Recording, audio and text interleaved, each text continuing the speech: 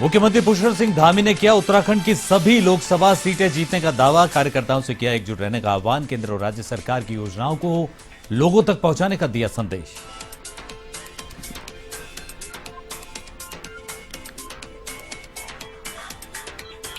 CM Dhami ने ITDA का किया औचक निरीक्षण। सीएम हेल्पलाइन 1905 और इंटीग्रेटेड कमांड का लिया जायजा। कंट्रोल सेंटर की व्यवस्थाओं के बारे में ली जानकारी।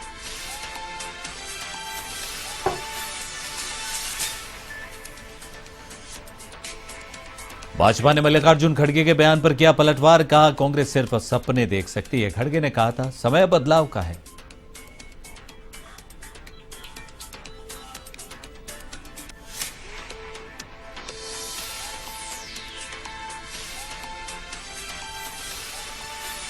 और नगर निगम में अब नहीं रुकेगी भुगतान की फाइलें। 3 दिन के अंदर करना होगा फाइलों का निपटारा। बिल पेश होने के बाद तत्काल जारी करनी होगी 50% राशि।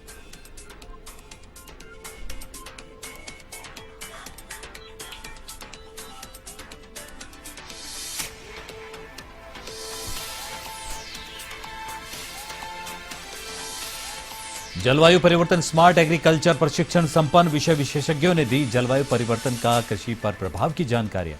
प्रगतिशील कृषकों से उन्नत कृषि अपनाने का किया आह्वान।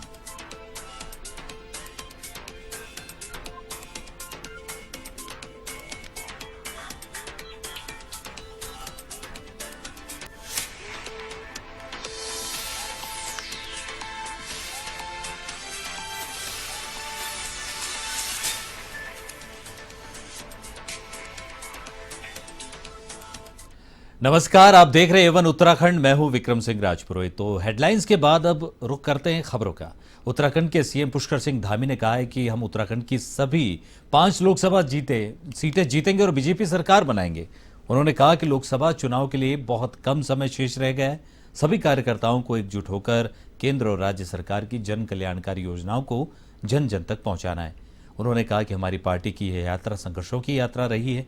इसमें अनेक निष्ठावान कार्यकर्ताओं ने अपना अमूल्य योगदान दिया है। नए युग का आरंभ हो रहा है और हमारी पार्टी राजनीति और राष्ट्र नीति को एक साथ लेकर चलती है। हमारे लिए राष्ट्र प्रथम, संगठन द्वितीय और व्यक्ति अंतिम है। उन्होंने कहा देश के प्रधानमंत्री के नेतृत्व में 2024 का समय भारत को दुनिया का सिरमौर बनाने का समय है। इस चुनाव में एक और परिवारवाद वाले लोग हैं और एक और राष्ट्रवाद वाले लोग हैं। हमारे कार्यकर्ता सकारात्मक ऊर्जा के साथ जनता के बीच जाएं। हम दीवार बनकर खड़े होंगे और देश की प्रगति और उन्नति को किसी कीमत पर रुकने नहीं देंगे।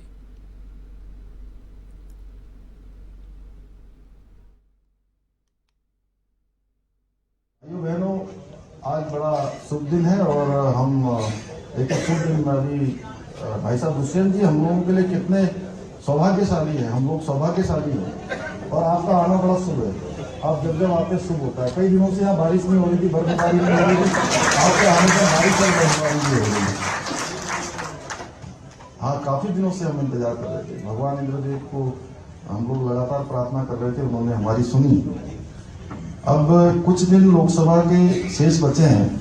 ऐसे में हम सब लोगों को चूंकि कार्यालय मिल गया, तो कार्यालय के साथ साथ जो काम अभी आदमी भाई साहब ने यहाँ पर बताए, उन सब कामों को भी आगे बढ़ाना है।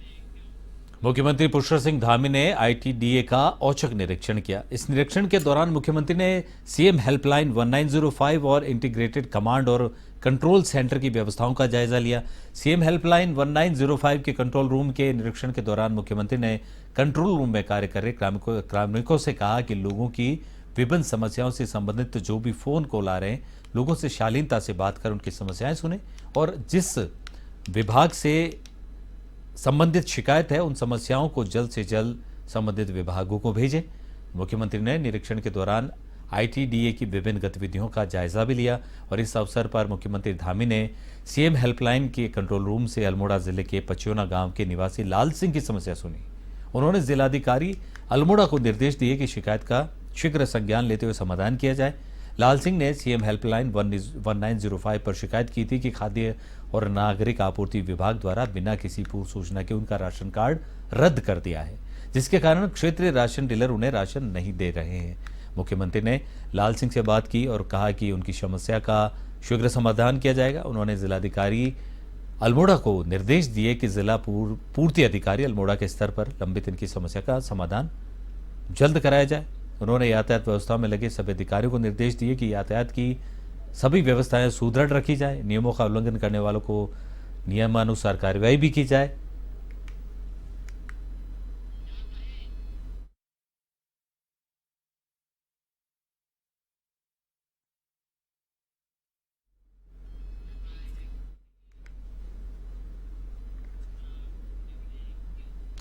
आगामी 2024 के लोकसभा चुनाव को लेकर पिछले दिनों कांग्रेस के राष्ट्रीय अध्यक्ष मल्लिकार्जुन खड़गे देहरादून में थे और उन्होंने एक रैली को संबोधित भी किया था। उन्होंने कहा था कि समय अब बदलाव का है और उत्तराखंड की जनता बदलाव चाहती है, क्योंकि भाजपा सरकार उत्तराखंड में पूरी तरह से फेल रही है और आगामी लोकसभा चुनाव को लेकर 5 सीटों पर कांग्रेस अपना पूरा दम लगाएगी और जीत दर्ज करेगी। इस पर भाजपा के मुख्य प्रदेश प्रवक्ता सुरेश जोशी ने पलटवार करते हुए कहा कि कांग्रेस सिर्फ सपने देख सकती है और वह सपने देखे, क्योंकि इस समय मुख्य विपक्ष की भूमिका में कांग्रेस पार्टी है। कांग्रेस को जन सरोकारों और जनता के मुद्दों से कोई लेना देना नहीं है।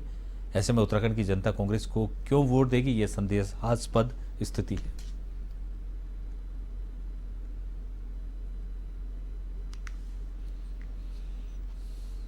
एक पॉलिटिकल पार्टी के राष्ट्रीय अध्यक्ष अगर किसी सभा को संबोधित करेंगे उसमें वो ये तो नहीं कह सकते कि हम 5 लोकसभा हार रहे हैं।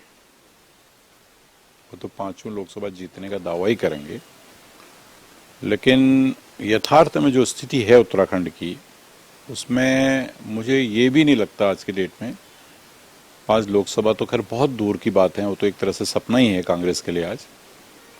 लेकिन 70 विधानसभाओं में जब हम विधानसभा वाइज मतगणना निकालेंगे तो मुझे नहीं लगता है कि कोई भी विधानसभा कांग्रेस इस चुनाव में जीत पाएगी। ऐसी जो स्थिति है वो मुझे मैदान पे दिखती है। अगर हम जमीनी हकीकत को देखते हैं तो ऐसी स्थिति दिखती है, क्योंकि कांग्रेस जिस तरह से राजनीति कर रही है, न तो जन सरोकारों से कांग्रेस को कोई लेना देना है, न प्रदेश के विकास से कोई लेना देना है। कांग्रेस सिर्फ जो है नकारात्मक पॉलिटिक्स जिसको हम कहते हैं, कांग्रेस का हर नेता आगामी 2024 के लोकसभा चुनाव को लेकर बीजेपी लगातार अपनी 5 लोकसभा सीटों पर जीत का दावा कर रही है। ऐसे में एक तरफ कांग्रेस भी पूरे दमखम के साथ 2024 के लोकसभा चुनाव में अपना दम लगाएगी। कांग्रेस के पूर्व कैबिनेट मंत्री हीरा सिंह बिष्ट ने कहा कि बीजेपी वोट के लिए कुछ भी कर सकती है। साथ ही उन्होंने प्रधानमंत्री नरेंद्र मोदी पर भी निशाना साधा और कहा कि नरेंद्र मोदी कुछ भी कर सकते हैं। आज राज्य की और देश की हालत कुछ खास ठीक नहीं है। हालात ये है कि बीजेपी सरकार ने सारे सार्वजनिक उपक्रम बेचने का काम किया है।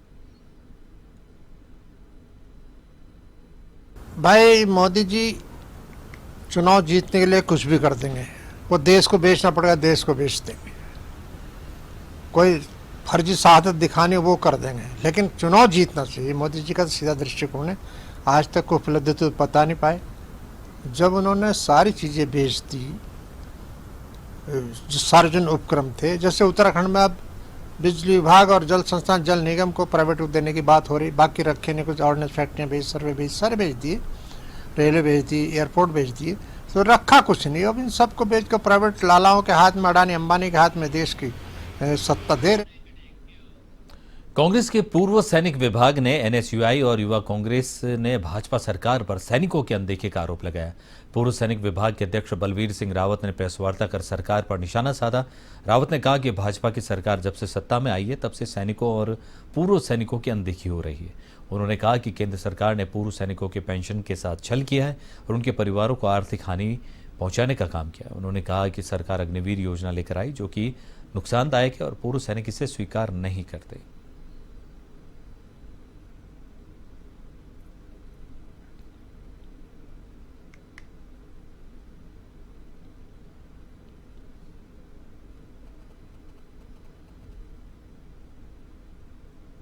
कांग्रेस पार्टी ने हमेशा भारत के बहादुर जवानों का हमेशा मान सम्मान किया है और करते रहे।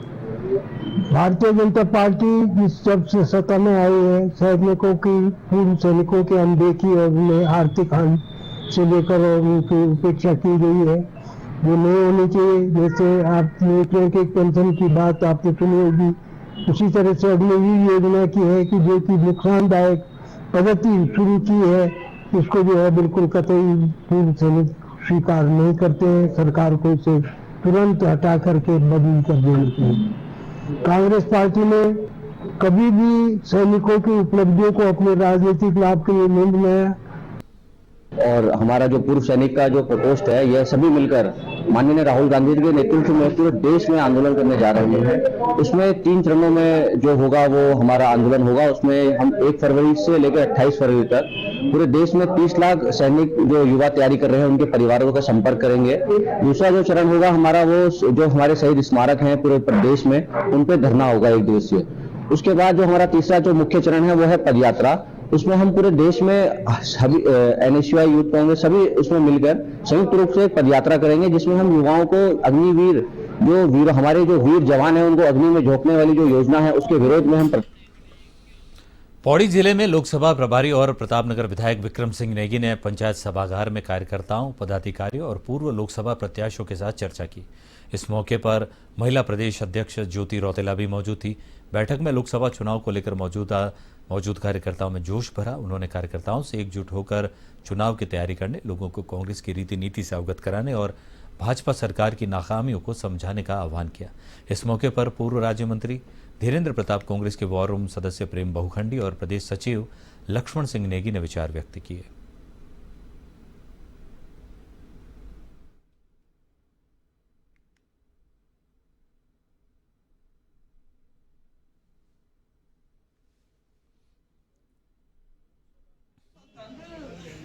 प्रत्येक जो हमारे संगठन के जनपद हैं उनमें बैठक की जा रही है और कल हमने देवप्रयाग जनपद में बैठक की, आज पौड़ी जनपद में की, कल हम कोटद्वार में करेंगे। इसमें जो कोऑर्डिनेटर का काम है, संगठन में यदि कहीं गैप है तो उसको पूरा करना है, समन्वय का काम करना है और जो विशेष जोर है वो ये है कि हमारे जो बूथ के अध्यक्ष हैं और जो बूथ के एजेंट हैं, अगर कहीं नहीं बने तो उनको बनाने का काम करना है। कार्यक्रम नहीं था, कांग्रेस पार्टी का कार्यक्रम था और हमारे जो कोऑर्डिनेटर हैं, जो विधायक हैं प्रतापनगर टिहरी से, वो यहाँ के कोऑर्डिनेटर नियुक्त किए गए थे AICC से। तो उनका जो कार्यक्रम था ये कांग्रेस पार्टी के तहत यहाँ पे आए थे। ये पूरे पौड़ी गढ़वाल लोकसभा का दौरा कर रहे हैं और उसमें क्या तैयारियां करनी चाहिए, संगठन को कैसे सशक्त किया जाए, संगठन से क्या बोला जाए, ये पूरा जरा विचार विमर्श यहाँ पे है। तो ये इनका दौरा चल रहा है, टूर चल रहा है और कल देवप्रयाग में थे, आज प्रतापनगर से विधायक हैं विक्रम सिंह नेगी जी को, उनको पौड़ी लोकसभा का प्रभारी बनाया गया है और वो आज मीटिंग दे रही कार्यकर्ताओं को। आगामी जो लोकसभा चुनाव है उसके लिए हम लोगों को किस तरीके से तैयारी करनी है, क्या क्या हमारे आगे के कार्यक्रम होंगे और जो हमारे बूथ लेवल की तैयारियां उनका वो आज जिला अध्यक्ष से जायजा लेने के लिए यहाँ पे आए हुए हैं और हम पूरे संगठन के लोग उनके साथ यहाँ।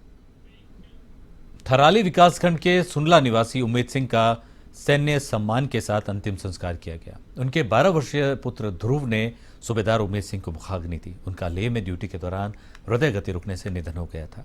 14 गढ़वाल राइफल में नायक सूबेदार रहे उमेद सिंह का पार्थिव शरीर सुनला लाया गया, जहां उनके अंतिम दर्शनों के लिए भीड़ उमड़ पड़ी।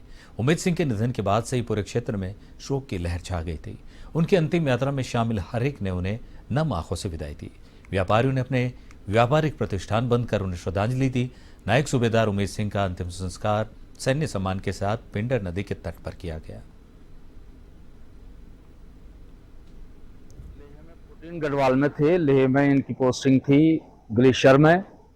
वहाँ पे इनका जो है कि देहांत हुआ विगत 5 दिन पहले और देश की सेवा करते हुए ये आज शहीद हुए हैं।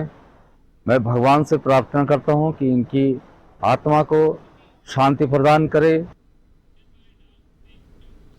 नगर निगम देहरादून में बिन फ्री सिटी मॉडल को लेकर एक टारगेट स्थापित किया गया। मुख्य नगर स्वास्थ्य अधिकारी डॉक्टर अविनाश खन्ना ने बताया कि बिन फ्री सिटी में यदि शहर के अंदर डोर टू डोर की सेवाएं नगर निगम 100% पर लेकर जाता है और उसी के परिप्रेक्ष्य में अगर देखें तो बाजार और घरों से कूड़ा उठ जाएगा। उन्होंने बताया कि रोड स्वीपिंग के अलावा कहीं पर भी कूड़ा नहीं आना चाहिए। डॉक्टर अविनाश खन्ना ने बताया कि नगर निगम की कोशिश है कि जो नगर निगम को भी नया वाहन कूड़ा उठाने के लिए मिले हैं उनका अलाइनमेंट कराकर बिन फ्री सिटी के काम में लगाया जाएगा।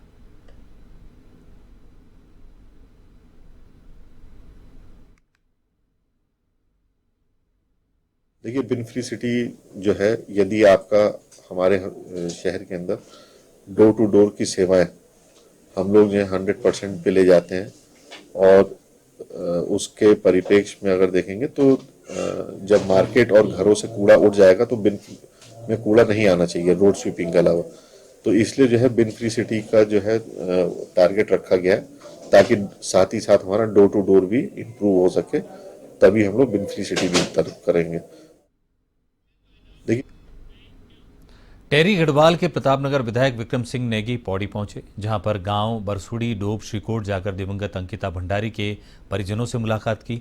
इस अवसर पर विधायक विक्रम सिंह नेगी ने कहा कि प्रदेश सरकार अंकिता भंडारी हत्याकांड की मजबूत पैरवी करें। अंकिता भंडारी केस में मदद करने वालों पर फर्जी मुकदमे दर्ज कर उत्पीड़न किया जा रहा है, साथ ही केस को कमजोर करने की कोशिश की जा रही है। इस दौरान प्रेम बहुखंडी, कांग्रेस जिलाध्यक्ष विनोद नेगी, उपेंद्र रावत उप्पी मौजूद रहे।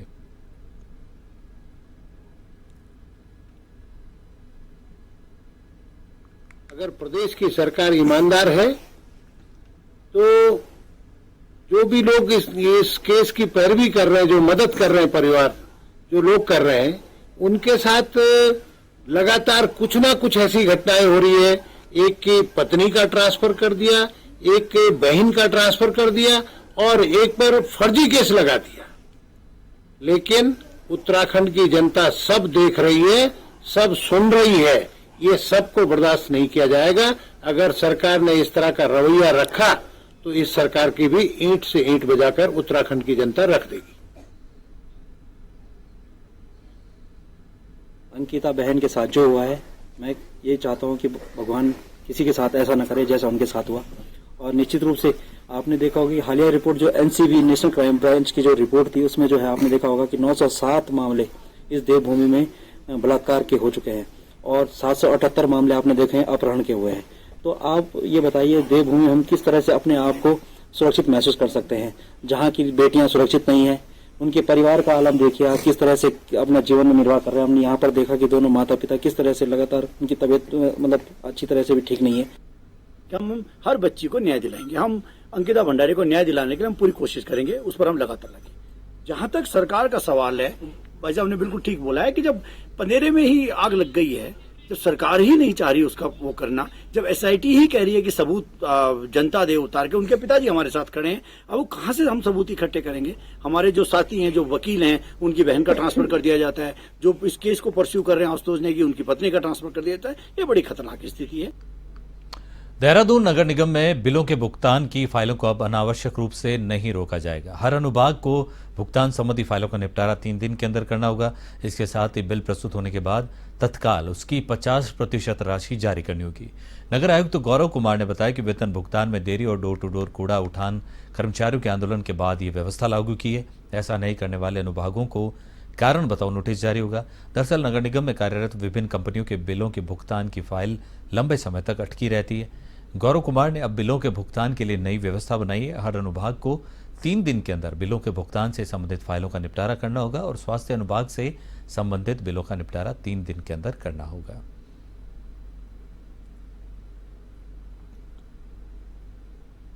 इसके लिए हमने पिछले महीने से ही, जनवरी से ही यह व्यवस्था इंश्योर कर दी है कि जब भी फाइल आती है तो उसका मूवमेंट जितने भी स्तरों पर होना है, हर स्तर का टाइमलाइन निर्धारित कर दिया है और यदि इसमें डिले मिलता है तो उस पर फिर पर जवाब मांगा जा रहा है।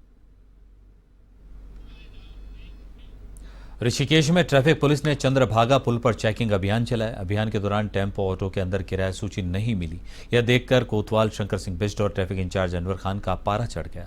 उन्होंने किराया सूची नहीं लगाने वाले चालकों को जमकर फटकार लगाई।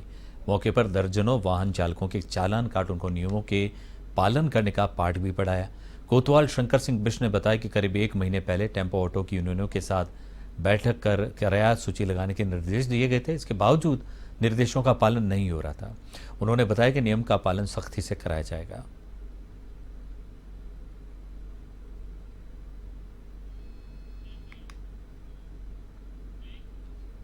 मंडल मुख्यालय पौड़ी में आगामी 3 फरवरी को मुख्यमंत्री पुष्कर सिंह धामी के प्रस्तावित दौरे को देखते हुए गुरुवार को विधायक राजकुमार पौरी और जिलाधिकारी डॉक्टर आशीष चौहान समेत विभिन्न विभागीय अधिकारियों ने तैयारियों का जायजा लिया। इस मौके पर कंडोलिया मैदान के कार्यक्रम आयोजन स्थल पर टेंट और मंच व्यवस्था का जहां जिला अधिकारी और विधायक ने निरीक्षण किया, तो वहीं कंडोलिया थीम पार्क और विभिन्न जगहों पर की जा रही व्यवस्थाओं का स्थलीय निरीक्षण करते हुए तैयारियों का जायजा लिया गया। निरीक्षण के दौरान एसडीएम सदर पौड़ी अनामिका, डीडीओ मनविंदर कौर, जिला पूर्ति अधिकारी KS कौली, पीडब्ल्यूडी अधिशासी अभियंता दिनेश विजलवाण समेत संबंधित अधिकारियों की मौजूदगी रही।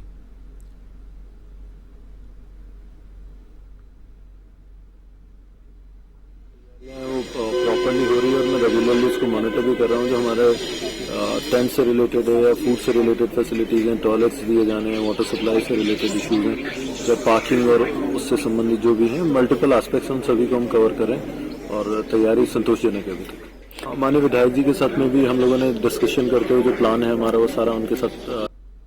ये बहुत अच्छा हमारा सौभाग्य है कि माननीय मुख्यमंत्री जी का परसों 3 तारीख को यहाँ पर आगमन होने जा रहा है। इस अवसर पर सारे अधिकारी अपने बड़े जोश के साथ अपना काम कर रहे हैं और मैं निरीक्षण के लिए आया था, कितना काम हो चुका है। वास्तव में सब लोग मेहनत कर रहे हैं और अच्छे सोच के साथ मंच का निर्माण और ये सारी चीज़ें बन रही हैं और वो पूरे नगर को सजाया जा रहा है उनके स्वागत के लिए।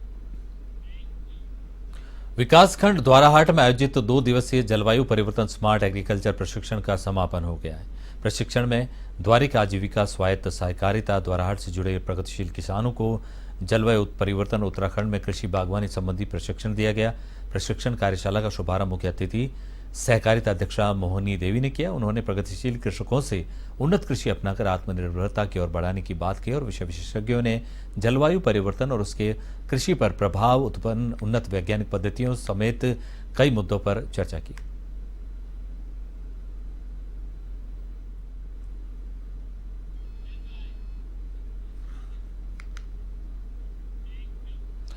उत्तराखंड के राजकीय अस्पतालों में रेडियोलॉजिस्ट की भारी कमी देखने को मिल रही है, जिसे देखते हुए स्वास्थ्य विभाग की ओर से PPP मोड पर सभी सरकारी अस्पतालों में अल्ट्रासाउंड कराए जाने के निर्देश दिए हैं। इस मामले को लेकर उत्तराखंड की DG health doctor Vinita Shah ने कहा कि प्रदेश के अधिकतर जिला और उप जिला अस्पतालों में रेडियोलॉजिस्ट उपलब्ध हैं और अब हमारा प्रयास CHC में रेडियोलॉजिस्ट के पदों की भरपाई करना है। साथ ही उन्होंने कहा कि फिलहाल जिन CHC में अल्ट्रासाउंड मशीनें हैं वहां पर हम रोटेशन के आधार पर जिला अस्पताल से रेडियोलॉजिस्ट को भेजकर अल्ट्रासाउंड करा रहे हैं।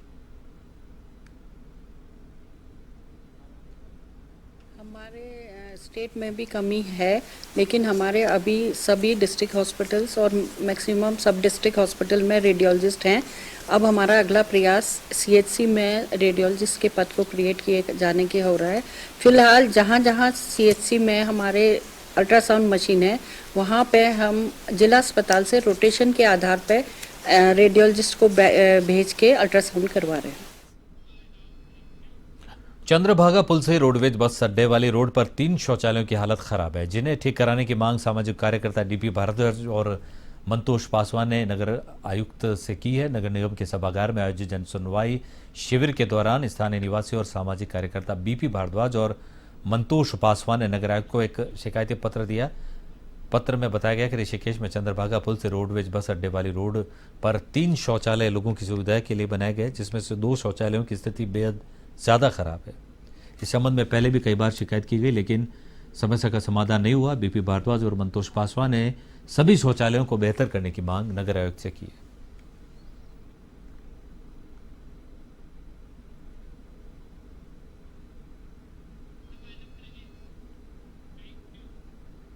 तो A1 उत्तराखंड में फिलहाल इतना ही। A1 टीवी पर खबरों का सिलसिला लगातार जारी है, देखते रहें A1 टीवी।